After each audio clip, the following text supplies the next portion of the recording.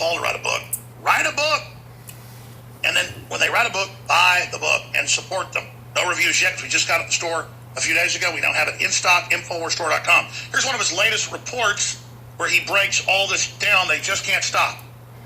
President George H.W. Bush's funeral was yesterday, but the liberal media couldn't take a break from their nonstop Trump trashing and decided to use the occasion to continue to complain about the current president. But what becomes undeniably obvious with every bio run about Bush 41 is that stark contrast between these two men. Over the last 2 years, deviancy has continued being defined down by this current president, his cronies, his supporters.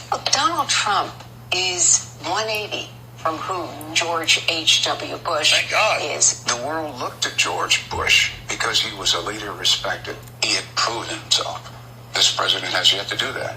This president that we have now is trying to unravel everything that he did and Obama did. I think he's doing this because he has to do it. I can't help but wonder if there was a thought bubble over Donald Trump's head just now, what he was thinking. I have to imagine he was thinking, how much longer do I have to stand here? We may not approve of this current president, but that doesn't diminish one's respect for the office. Because there are a lot of things about George H.W. Bush that maybe people now appreciate that they didn't appreciate at the time. And it just gives you a sense of the big character of the man and the contrast with the small character we see today.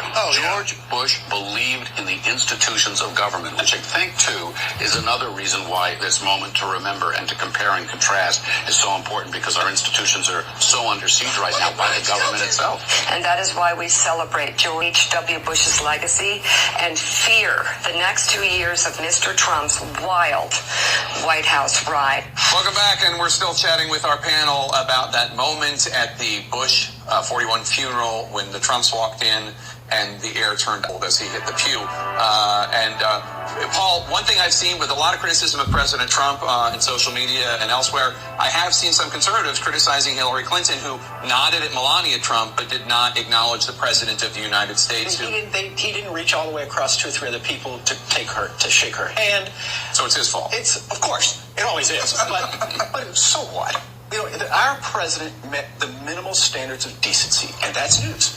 Well, that's certainly a very unique way to pay tribute to a former president by trashing the current one. Look what they even put on the lower third. Trump awkwardly greets ex-presidents at Bush 41 funeral. Actually, the only thing that looked awkward during the funeral was Hillary Clinton.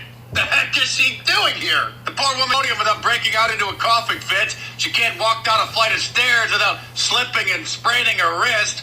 And now she can't even sit in a chair without looking like she's about to pass out. You saw the President of the United States, President Trump, sitting there watching all of this, not given a role to speak, pretty unusual for an incumbent president.